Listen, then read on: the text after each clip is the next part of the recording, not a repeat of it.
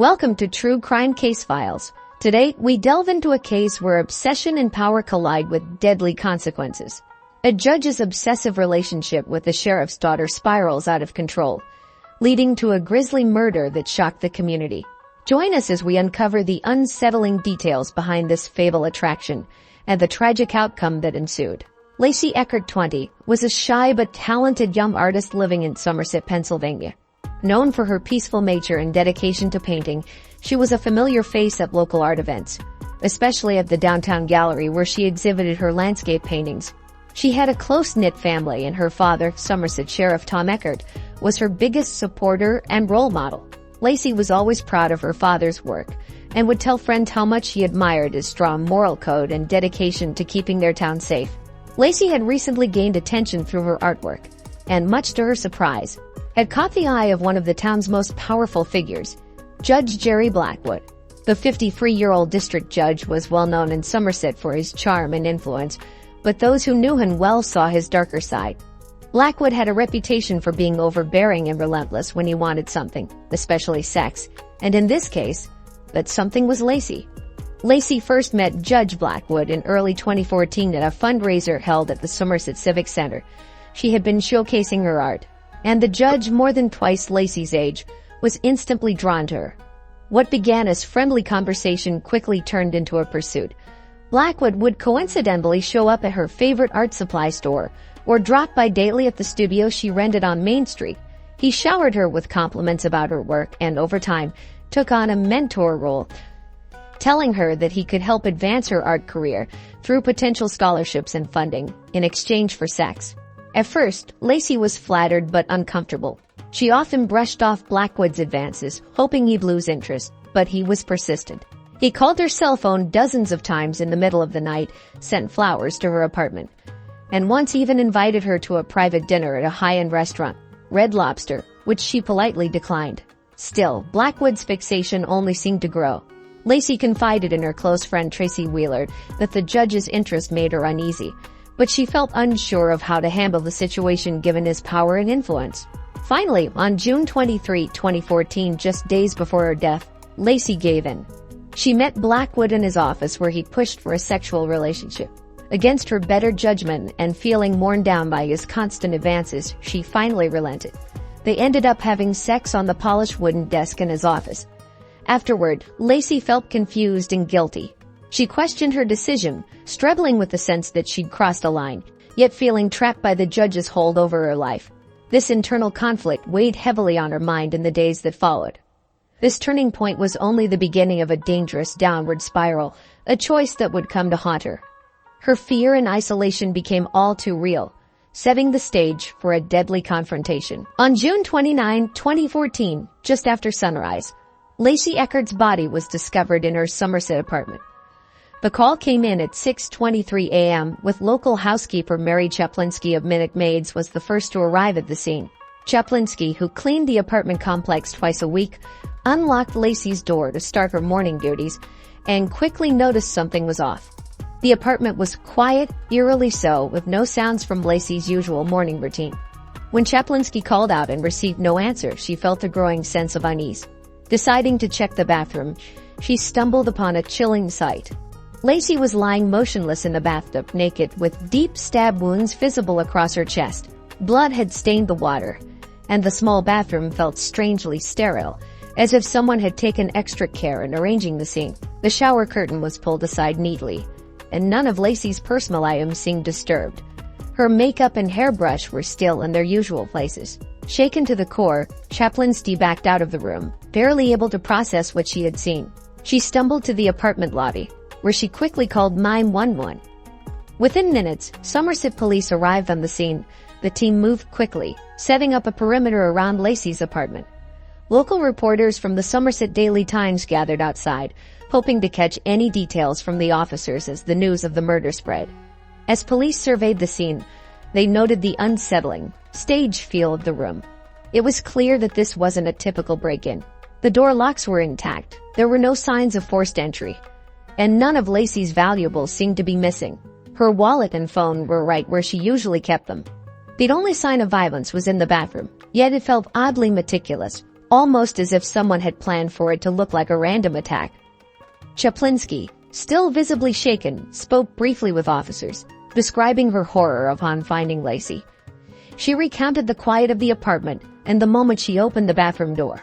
Her shock and disbelief were evident as she pieced together the morning's tragic events, a discovery that would change the Somerset community forever. The Somerset police arrived swiftly at the scene, securing the apartment by 7 o'clock a.m. Detective Sam Reynolds led the investigation with Officer Julie Hartman, infamous for her promiscuity, and forensic specialist Ethel Chu by his side. Reynolds, known for his methodical nature and sharp eye, was determined to piece together what happened. As he entered the bathroom, he was struck by the disturbing contrast of brutality and careful staging. A body was in the tub, but everything around seemed strangely untouched. It wasn't the chaotic mess of a typical murder scene. It was disturbingly clean, almost too perfect. Forensic specialist Ethel Chu, brought in from Pittsburgh, began his examination, carefully dusting surfaces for fingerprints and looking for any trace evidence that might have been left behind. He noticed that there were no clear prints on any major surfaces. The sink, mirror, and even the edges of the tub seemed to have been wiped down. This suggested an intentional attempt by the killer to erase their presence. Detective Reynolds took notes on every detail, looking closely at the arrangement of items in the bathroom. Lacey's makeup kit, hairbrush, and personal items were placed as though untouched, and her phone lay neatly on the counter, ruling out theft as a motive. Additionally, she learned through testing Lacey was not sexually assaulted, eliminating that as a possible motive. Using a forensic camera, Chu captured every angle of the bathroom. He used an alternative light source to search for bodily fluids or other hidden traces. Meanwhile, Officer Hartman spoke with Mary Chaplinsky, the housekeeper who had discovered the body.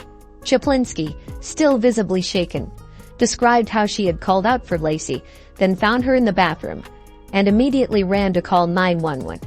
Detective Reynolds noted her trembling hands and the shock still visible in her eyes, understanding that this scene would stay with her. Outside, Somerset residents gathered, their murmurs growing as news spread quickly. Reporters from the Somerset Daily Times had begun arriving, photographing the complex and interviewing neighbors who stood outside, eager for details. Detective Reynolds kept his focus, blocking out the commotion, as he directed the team to search for any evidence near the entrance and windows. The lack of forced entry suggested Lacey may have let her killer involuntarily. As the morning progressed, the scene grew quieter inside the apartment, with only the clicks of Vincent's camera and the muffled sounds of the investigation team filling the air. Reynolds knew they were facing a complex case. The organized nature of the crime hinted at a killer with either experience or familiarity with Lacey's routines. Judge Jerry Blackwood, 53, was Somerset's most respected district judge, known for his strong legal mind and steady hand in the courtroom. But behind his distinguished reputation lay a darker side. For over a year, Blackwood had been fixated on Lacey Eckert. After Lacey's murder, the police began uncovering unsettling details about Blackwood's attachment to her. As they searched his office, they discovered a series of hidden recordings of private conversations between him and Lacey. Investigators also found several personal photographs of her, taken without her knowledge, as well as documents he had manipulated to influence her art grant approval. These actions revealed the judge's disturbing obsession. But the most shocking discovery was a recent journal entry and explicit photos from a night only days before her death, confirming that Blackwood and Lacey had been sexually involved. According to digital timestamps on the photos, the two had met in his office after hours, where they had sex on the judge's desk. To Blackwood, it was the culmination of his desires, a moment of triumph that confirmed his power over her. But for Lacey, as noted in a text she sent to a friend, it was a confusing and uncomfortable experience, something she regretted almost immediately. During police questioning, Blackwood maintained a calm demeanor but showed signs of nervousness as detectives probed deeper into his relationship with Lacey. Although he denied involvement in her murder, he could not explain the invasive recordings and photographs, leaving investigators convinced that his fixation on Lacey had spiraled dangerously out of control. Blackwood's obsessive behavior painted a troubling picture, one that marked him as a primary suspect in her murder. Sheriff Tom Eckert, 58, was a respected figure in Somerset, a firm, conservative presence in the community. Known for his popular law and order stance, Eckert made it clear he believed in tough sentencing and traditional values. When questioned by investigators, he didn't hold back on his opinions of Judge Blackwood, whom he described as a soft-on-crime liberal and someone who let criminals off too easily. This political and professional rivalry had only intensified over recent years, with both men occupying high-profile roles in Somerset. During his interview with detectives, Eckert voiced his frustrations, saying that he and Blackwood couldn't be more different. While Eckert was a committed conservative, proud of his no-nonsense approach to justice, he believed Blackwood's decisions had made the town less safe. He even pointed to specific cases from Somerset's crime files where Blackwood had given probation or lighter sentences to offenders Eckert thought deserved harsher punishment. To Eckert, these rulings showed a lack of backbone and fueled a resentment that seemed more than political. However, as the investigation into Lacey's murder continued, police uncovered that Eckert's rivalry with Blackwood ran deeper than differing politics. According to witnesses, the two men also competed for the romantic affections of young women around town. Sheriff Eckert and Judge Blackwood were both well-known public figures, and both were known to socialize frequently in local establishments, from dinner events to private parties at the Somerset Country Club. Though neither man's reputation in this regard was widely publicized, the community was aware of their flirtations, and in some circles it was no secret that each seemed to have outsized interest in local women. More surprising to detectives, however, was information suggesting both men's interests occasionally extended to younger men. A few witnesses came forward, anonymously, sharing that both Eckert and Blackwood had pursued sexual relationships with some young men around town. While the sheriff had always maintained a tough, traditional image, his private life appeared to include rivalries with Blackwood that crossed into personal relationships beyond what most in the community would ever guess. When police questioned Sheriff Eckert further about these details, he reacted defensively, calling the allegations unfounded left-wing gossip and accusing Blackwood of spreading rumors to damage his standing. Eckert firmly denied any inappropriate relationships or romantic rivalry with the judge, focusing instead on their political differences. However, investigators could not ignore the tensions simmering below the surface. These rivalries, political, personal, and private, added a new layer to the complex relationship between the sheriff and the judge.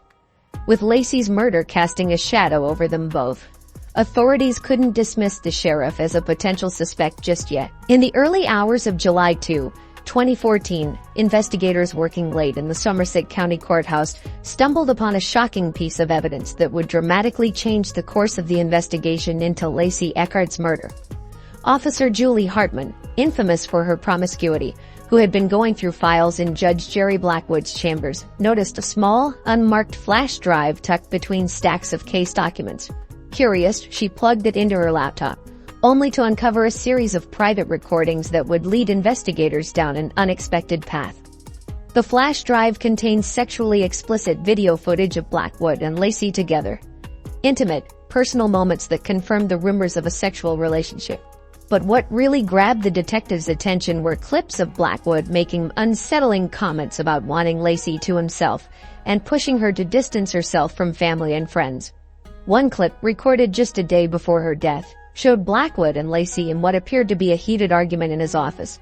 Blackwood's tone was forceful, bordering on obsessive, with him telling Lacey she owed him for all the help he had given her with her art grant, implying a sense of control and manipulation. For the detectives, these recordings marked a turning point. Until this discovery, the investigation had been split between Blackwood's interest in Lacey and Sheriff Eckert's potential motive rooted in jealousy and rivalry with his daughter's lover. But these videos showed a new side of Blackwood that pointed to a darker obsession. They revealed that he was using his power and position to influence her life, creating a manipulative and controlling relationship. The recordings also detailed how Blackwood had helped Lacey secure a local arts grant, showing he may have used his influence for personal gain in an attempt to keep her indebted to him. In addition, police uncovered disturbing details about Judge Blackwood's past. As they dug deeper into his relationship with Lacey, they discovered that Lacey was not the only young woman to fall prey to his obsession. Blackwood, a respected judge in the local community, had a troubling history of pursuing younger women, often using his position of power to manipulate and control them. Detectives began to interview women who had previously crossed paths with Blackwood, and they learned that several had experienced similar encounters. Many of them reported feeling uncomfortable with the judge's intense attention, some even describing incidents where they had been stalked or harassed after turning down his advances. One former law clerk, Amanda Rivers, told police that after she rejected Blackwood's sexual overtures, he started showing up in his underwear at her workplace and sending her unsolicited sex toys. Another woman, Sarah Mitchell, recounted how Blackwood had followed her for weeks after she attended a local charity event he hosted, even driving by her house at odd hours of the night. Blackwood's behavior had gone largely unnoticed by the public, hidden beneath his reputation as a distinguished member of the community. The police discovered that he had used his authority and charm to cover up his actions, making it difficult for women to speak out without fearing the consequences of challenging a figure as influential as a judge. But with Lacey's murder, the investigation brought these secrets to light. Police found old court records showing that Blackwood had been involved in multiple cases where young women were involved in minor legal troubles, and some of them had been offered leniency in exchange for sexual favors. One of the more disturbing pieces of evidence was a journal found in Blackwood's office, where he had meticulously recorded his interactions with several women. His notes detailed private conversations, encounters, and in some cases, his obsessive feelings toward them, mirroring the behavior he had exhibited with Lacey. These findings painted a much darker picture of Judge Blackwood. The police quickly realized that Lacey's tragic death wasn't an isolated incident. Blackwood had used his position of power to exploit young women, weaving a web of manipulation that he had kept hidden for years. The investigation into Lacey's murder soon became a larger inquiry into Blackwood's past, revealing the extent of his obsession and the potential for more victims who had been too afraid to speak out. As the investigation unfolded in early July 2014, detectives received a tip that led them to examine a new suspect closely, Tracy Wheeler, Lacey Eckert's longtime friend, and as they soon discovered, her former lover.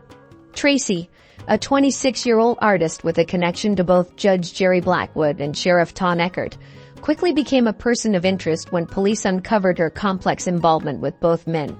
Tracy's personal life, it turned out, was even more entangled with the key figures in Lacey's life than investigators initially realized. Through interviews with Somerset's local community members, detectives learned that Tracy had been sexually involved with Lacey for several months before they broke up. The breakup had reportedly been difficult for Tracy, especially since Lacey had moved on and formed a bond with Judge Blackwood. But Tracy's connections to both the judge and Sheriff Eckert took the investigation in an unexpected direction. It was soon revealed that Tracy had been carrying on separate sexual relationships with both the judge and the sheriff, a fact that stunned the narrow-minded small-town police force and added yet another layer to an already complicated investigation. The most shocking twist, however, came when Tracy was brought in for questioning on July 6. During the interrogation, Officer Julie Hartman noticed that Tracy was visibly pregnant. When asked who the father was, Tracy offered a startling response. It could be the judge's, the sheriff's, or anybody's. This revelation threw the case into further disarray, as it highlighted the deep and tangled web of relationships surrounding Lacey's death. The pregnancy brought new questions, especially as Tracy's vague answers suggested her connection with multiple partners, each with their own possible motive. Adding to their suspicions, detectives found evidence that Tracy had been jealous of Lacey's relationship with Judge Blackwood. Witness statements and text message exchanges between Tracy and Lacey revealed Tracy's bitterness about Lacey's attention shifting away from her. In one message, Tracy had warned Lacey that Blackwood would never really give a bleep about her, and would use her for sex like he used everyone else. Detectives also discovered a draft email on Tracy's computer that hinted at her frustration with Lacey's snotty rich bleep attitude, accusing her of using people to get what she wanted. The police began to piece together a narrative of a woman torn between loyalty and resentment. Tracy's complex relationships with both the sheriff and the judge, as well as her unresolved feelings toward Lacey, made her a prime suspect. Investigators now had to consider whether Tracy's jealousy and the pressure of her pregnancy had driven her to harm Lacey in a desperate attempt to regain control over her life. The revelations added a new layer of intrigue, with detectives re-examining every detail of Tracy's interactions with Lacey, Judge Blackwood, and Sheriff Eckert. With so many competing connections and potential motives, detectives intensified their focus on Tracy, believing her web of relationships held the key to solving Lacey's murder. As police dug deeper into Tracy Wheeler's life, they started to believe she was the key to solving Lacey Eckert's murder. On July 8, 2014, the investigation hit a breakthrough. Tracy was not only having sex with both Judge Blackwood and Sheriff Eckert, but her complicated history with Lacey revealed a deep well of unresolved anger and jealousy. Evidence gathered from text messages and witness testimonies painted a picture of someone feeling betrayed and hurt, someone capable of taking extreme measures to cope with the tangled emotions surrounding her former lover. Tracy had arranged to meet Lacey at Lacey's apartment, under the pretense of wanting to clear the air. As Tracy later confessed in a series of interviews, she'd been consumed with resentment and a sense of betrayal. Lacey had moved on quickly, finding attention from both the judge and the sheriff, men who had once shown interest in Tracy herself. Tracy admitted that by the time she arrived at Lacey's door, her mind was racing with feelings of anger, hurt, and jealousy. As the two began talking, the conversation quickly escalated into an argument. Tracy confronted Lacey about her sexual relationship with Judge Blackwood, accusing her of betrayal. According to Tracy's account, the argument spiraled, becoming more heated by the minute. As emotions ran high, Tracy lost control. In a fit of rage, she grabbed a heavy glass paperweight from Lacey's desk and struck her. Stunned and unsteady, Lacey fell to the floor, and Tracy attacked again, desperate to silence her once and for all. The murder was brutal, and afterward, Tracy claimed she felt a strange mix of satisfaction and horror at what she'd done. She wiped her hands clean and left, later disposing of her blood-stained clothes in a dumpster behind a local Walmart. The police focused on Tracy after discovering the depth of her jealousy toward Lacey. Security camera footage placed Tracy near Lacey's apartment on the night of the murder, contradicting her earlier alibi. Additionally, they found the paperweight, which had Tracy's fingerprints still at the scene. When detectives finally arrested Tracy on July 10, she appeared defiant, but the weight of her actions seemed to settle in during the interrogation. Tracy's confidence cracked as she realized her story was falling apart under scrutiny. The arrest made headlines, as local news stations like WKYT picked up the story. At the police station, Tracy's bravado faded, replaced by a look of resignation. She later confessed to the crime, providing details that only the killer would know. The arrest of Tracy Wheeler not only closed the case but also shocked the tight-knit community, which had once viewed her as a quiet artist.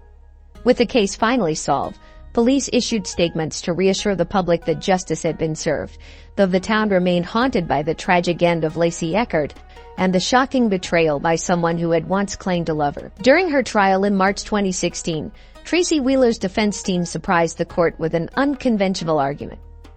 Her lawyer, Gloria Fremont, used what some labeled a feminist defense, claiming that Tracy was a victim of a society that pits women against each other for male approval. Fremont argued that Tracy's jealousy and subsequent actions were influenced by a culture that pressures women to compete for men's attention, claiming that this intense social pressure was the real culprit in the tragic killing of Lacey Eckert. In her opening statement, Fremont described Tracy as a talented but troubled artist whose mental health struggles intensified in a society that valued her for her relationships more than her personal accomplishments. Fremont's argument suggested that Tracy's relationship with Sheriff Eckert and Judge Blackwood wasn't simply about affection, but was also influenced by social and professional pressures to fit in with powerful men. It's a culture that drives women to feel that they're only valuable when connected to a man of stature, Fremont told the jury. That culture made Tracy's jealousy spiral into despair and, ultimately, violence. Prosecutor Thomas Reed, however, dismissed this line of defense as a desperate attempt to avoid accountability. Reed argued that Tracy Wheeler's actions were deliberate and calculated, driven by intense jealousy and resentment, not societal pressures. Ms. Wheeler chose to harm someone out of personal animosity, Reed stated firmly. This wasn't society's fault. This was a choice she made. He emphasized the premeditated nature of her crime, pointing to the evidence of her manipulation and her long-standing jealousy toward Lacey. After weeks of testimony, including friends and family members who described the tense relationships between Tracy, Lacey, and the two men, the jury deliberated for 3 days. On March 24, 2016, they returned a verdict of guilty of second-degree murder. The judge delivered the sentence, 25 years in prison without the possibility of parole.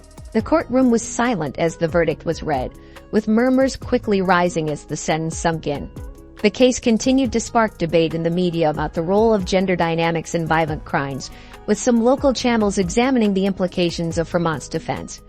Though the verdict brought closure to some, the community remained deeply affected, with discussions ongoing about gender, power, and justice. After the scandal surrounding Lacey Eckert's murder, the lives of Judge Jerry Blackwood, Sheriff Eckert, and Tracy Eckert took dramatic turns. Judge Blackwood, facing public scrutiny and pressure from the legal community, made the decision to resign from his position on the bench. In the months following his departure, Blackwood reinvented himself as a popular legal podcaster. His podcast, The Judge's Verdict, quickly gained a large following. Blackwood used his legal expertise and the controversy surrounding his exit to captivate listeners with tales of courtroom drama and legal analysis. His show often discussed high-profile cases, and he even delved into his own history, including the investigation into Lacey's death. Despite the dark shadow over his career, Blackwood managed to regain some degree of public favor by presenting himself as a victim of a media witch hunt. Meanwhile, Sheriff Eckert's political career took an unexpected turn. Despite the allegations against him, he managed to win re-election in 2016. In a highly emotional campaign, Eckert used the tragic death of his daughter to rally voters, portraying himself as a grieving father who had suffered an unimaginable loss. His speeches focused heavily on his daughter's memory and his commitment to protecting the community, which resonated with many voters. However, rumors began to swirl that Eckert had secretly paid Tracy to kill his daughter in order to secure his victory in the election. These accusations, while never proven, were heavily discussed in local media and fueled suspicions about his motives. Meanwhile, Tracy, after being convicted of Lacey's murder, was sentenced to life in prison. But her story didn't end there. In prison, Tracy gave birth to a daughter, whom she named Lacey, after the woman she had killed. Her decision to name the child Lacey was seen as a disturbing twist, symbolizing the deep psychological effects of her crime. She had hoped that by having a child she might somehow repair the damage done. But the reality of her situation set in quickly. In prison, Tracy found herself alone with only her daughter to keep her company. As she raised Lacey in prison, the world outside continued to judge her actions, while inside she confronted the consequences of her past. The fates of these three individuals, Judge Blackwood, Sheriff Eckert, and Tracy, remained tied to Lacey's tragic death, a case that would continue to haunt the community for years to come.